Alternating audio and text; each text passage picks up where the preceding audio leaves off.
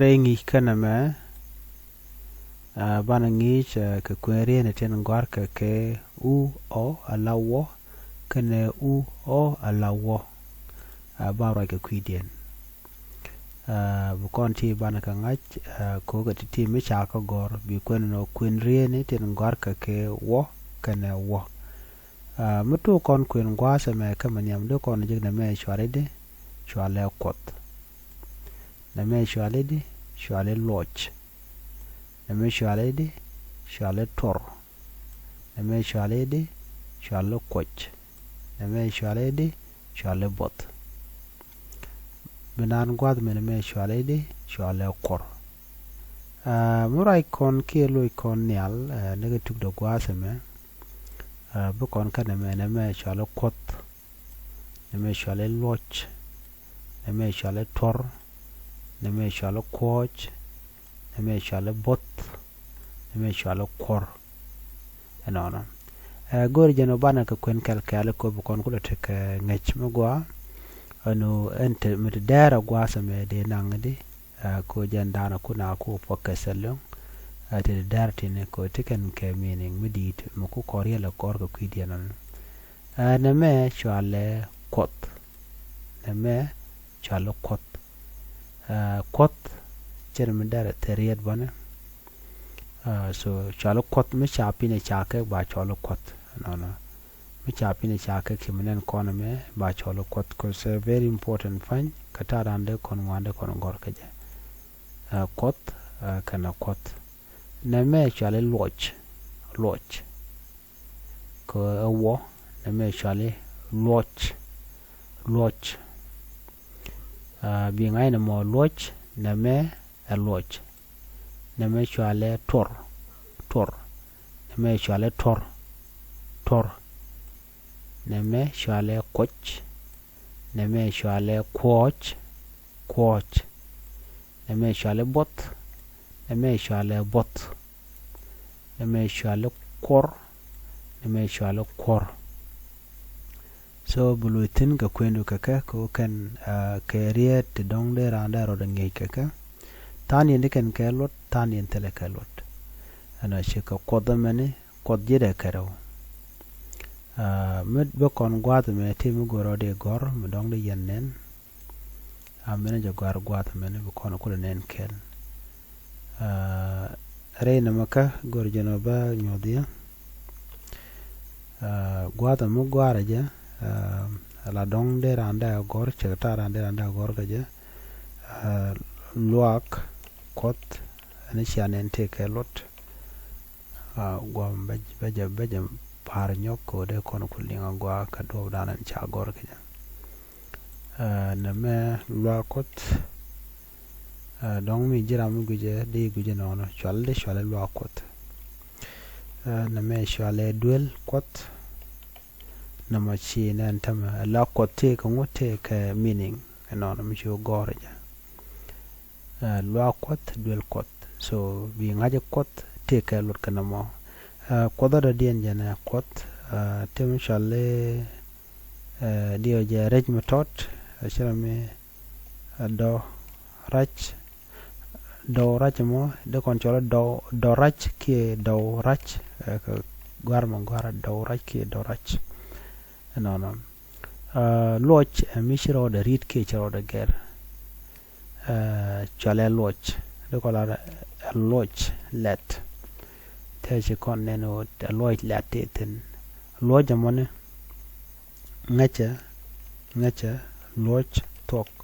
mugor kona ngacha loch tok ko tin gor kono gwad me te ke menin ki ga wande gor de ngaje no de gor ngacha loch tok tor bone tor de kon la no cheremi rej mi chakar chakule janya longu de kut de chole tor ke cha bulama cha nyor de chole tor bone ngoda ba chere garing mi cha tal no ke ring mi chalan ma cha bule je ke cha tal je den ba kulo kon nyok ba chole tor ono ko jamen chere koch ya okay men ya ma kwana gwar ko men tor do kon la torach tor rach no tor rach tarabo de ranga gormu gorija to ko ken ti chet ke bot nak bosse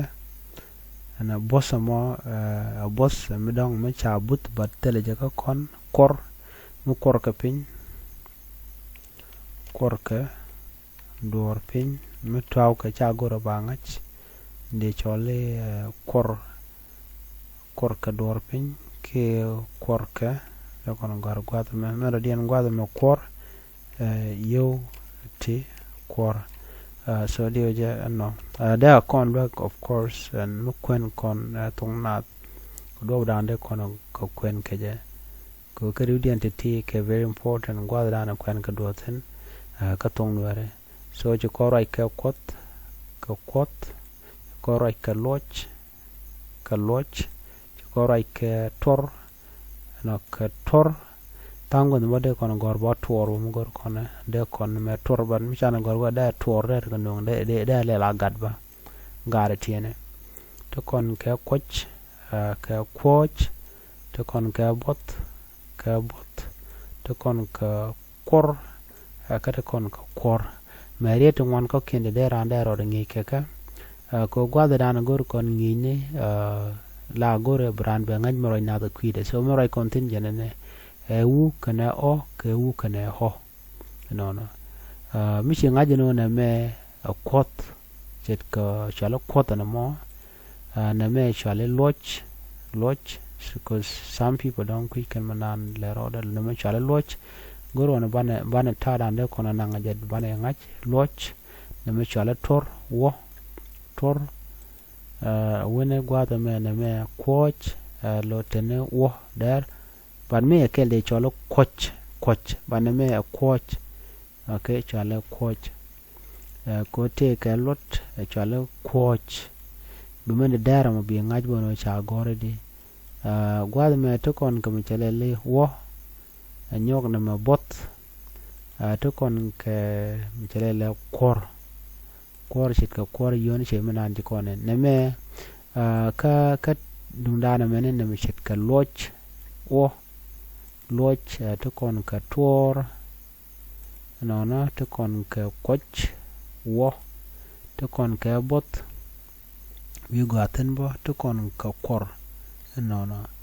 kan ti gen dial gorje no brand ba ka master ko da tung na dare yungach ka da tung wer du ba dare chwa mogwaba so janda na gurga no dera de jalalet ko mi jalalet chi kan gor kan ti kan dial chi ka kwen kele ka ta dan pai kon ga kwen ga ja dera jilwa ka long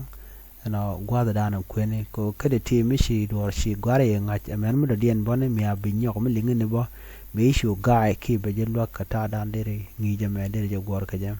ana bana nyog je ngi da dien chu je puro je no jin bi channel bi je support be subscribe ka no language school ko bi ngi mu jidit ngi mu go abje chwali ngwa sama do dan de rande tong no der jang ai ke ja gwa sama bana ngi ke u kene u kene we la janan ke we so kata dan dong de ngi dan der we ke ja ko biran bo ko te ke ngi bo ko te ke ngi ke manan ne rode u kene la janan ke we no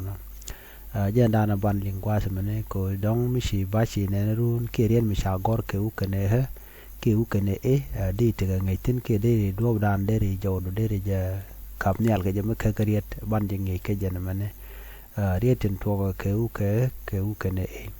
kan kono nyam gor no jin bi subscribe kan no language school channel ko bi ngi ni titin bi ka chamala jeng no gwa sa dan pa la rech kon gwas me banangi cha katiti mad bani yuale ke bayol ka mishal ke u ke kene la titine titi ke very important ban je to ka kwendan katiti ko mi kon kwen bu kon ko tiga nganyurong ka kwidien ne me chale duel da u he la duel me chale twis me chale dur me chale kwesaha neme shale shuer neme shale lwak no ko be kon ko la pari yo chana ko ne ka kenya wana gwa me ne me shale dwel twit kwel kwesaja luik luik be gwa me kalwit anono ti ka te bi kon ka kwena gwa ka do rande kon kwen ka ja mi cha dwel cha ja go ne me dwel kel ne mani ka dwel ka dio ja chi nga ja ta mu gor dwel bi gor na da hu la de ri nga ja no te ka da ka dwel okay ko shiran che bute ka confusion be dil nga ja no na me dwel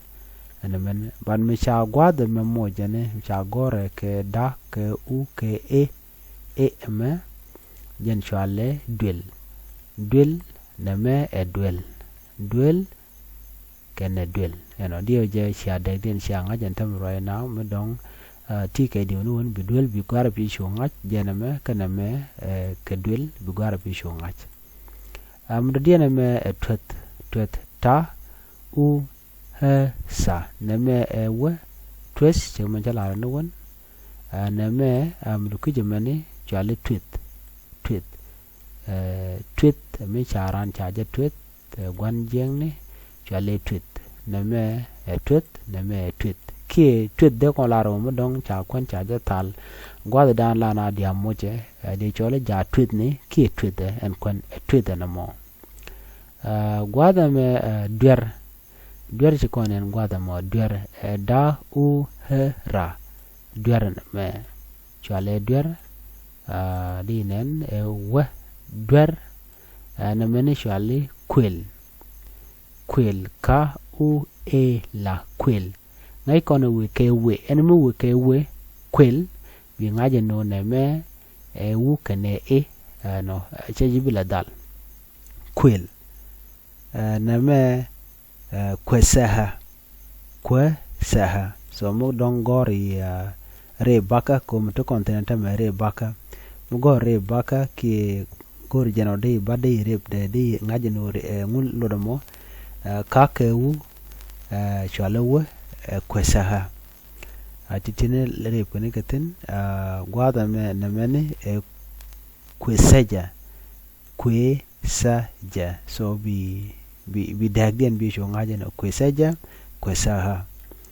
shuer bo bi ngaje no shuer me shwali luek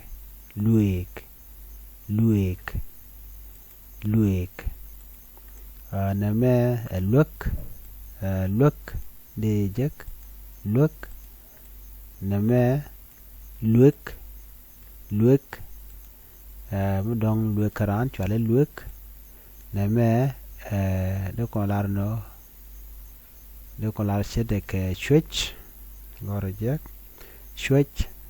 ngai kono la switch ran mro dia na me shwali lut kan mo ton lude shwali lut ko le lariet kada ti da ran da ro da kavikatin ko zan tong nuare jan akel mo galong mala gur no ba ngai kelo da mu gor jina butong nuare ngai de re ngwande re ka gor kon gwartina na me shwali kwer ka ke u ke kera kwer na dong de ran de re ku jeno ke na me chale kwer okay chi be confused cause gor jeno bi ngaja gwano ngulu do mo na me kwer ruech no chale ruech okay ruech ngai kone rueja kwer ruech ano ka mradian okay de konto ko ken gor shit ka gwech lei gweteten de koran mo bokkari do dien mo de kono gor mo ngai kona chan tech melel ban me bokolo wiya tak tech enana but chi twitch cha na me tech entam mi kono gor kono de la twitch so teleja no so bi gor no jin rodo palping ka ngai du ka tong nat ko bi tin dia la kono gor ga bi ka chwanga ji so right now en rien mi ben ke wu kane bi ngaje no cha gor kala de mene te rien ngwar de yer main ke kan titin na me shale ber neme shwale bir neme shwale kir neme shwale kir no gore jeno birodu jaka familiar ke bi birodu nge kaka ko bitung na bi kula ngai ko jan do bdan la tung na la ngai ke jam mu kwene chana ngwa gor gwa de me tuer de kon kir no lit la pimiche lit a weapon te mi chod ngai kaka de kan lwa ka long gwa da danan gor jeno de tok de ngai ten ko kana content kwa to kwa la ngai kaka so gor jeno de ra der practice der jalat ko der ro de chwangi jeni syang de tong na der chu thya ka ja